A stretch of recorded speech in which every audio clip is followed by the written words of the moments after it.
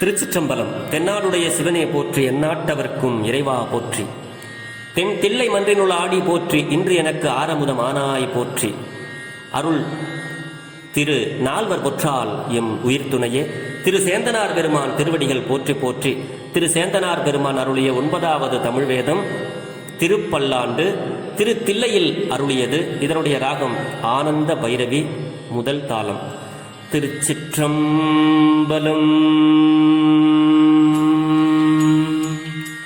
மண்ணுக தில்லை வளர்க நம் பக்தர்கள், மண்ணுக தில்லை வளர்க நம் பக்தர்கள், வஞ்சகர் போயகள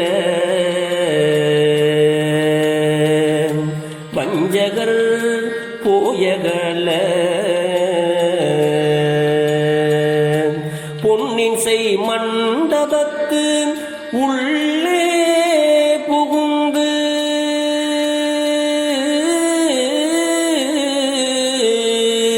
பொன்னின் செய் மண்டபத்து உள்ளே புகுந்து புவனியெல்லாம் விளங்க புவனியெல்லாம் விளங்க அன்ன நடைமடவாள் உமை கோனடியோமுக்கு அருள் புரிந்து அருள் புரிந்து அன்ன நடைமடவாள் உமை கோனடியோமுக்கு அருள் புரிந்து அருள் புரிந்து பின்னை பிறவி அறுக்க நெறி தந்த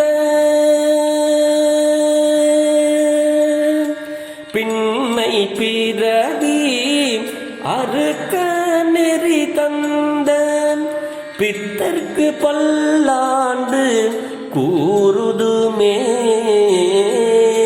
பித்தர்க்கு பல்லாண்டு கூறுதுமே.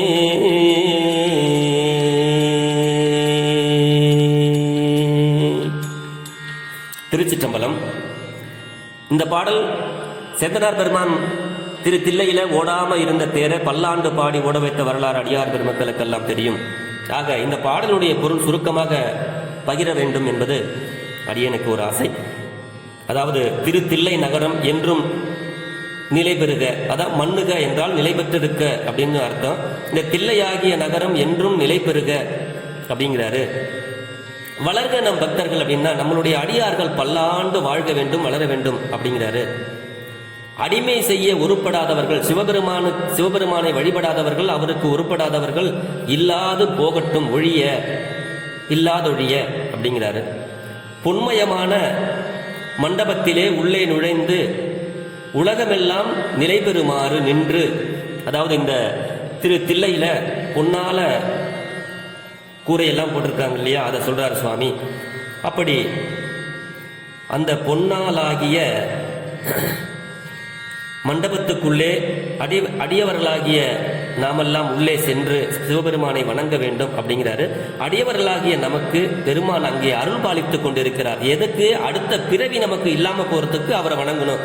அப்படி அடியவர்களாகிய நாம் அருள் பாலித்து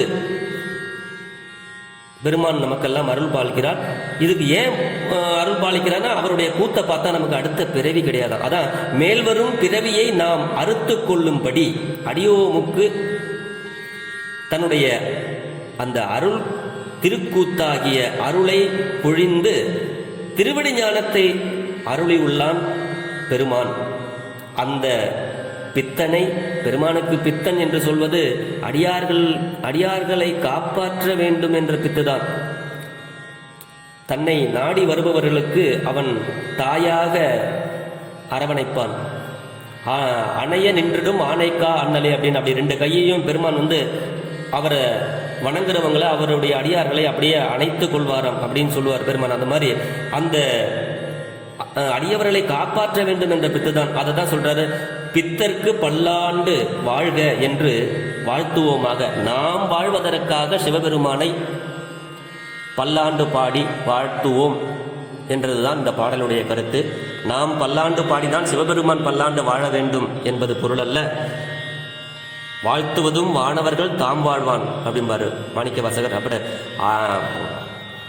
அந்த தேவர்கள் எல்லாம் வாழறதுக்காக சிவபெருமானை வாழ்த்துகிறார்கள் என்றால் நாம் எல்லாம் மானுடர்களாகிய நாம் பெருமானை வாழ்த்தி நாமும் பெருமானை வாழ்த்தினால்தான் நாம் வாழ்வோம்.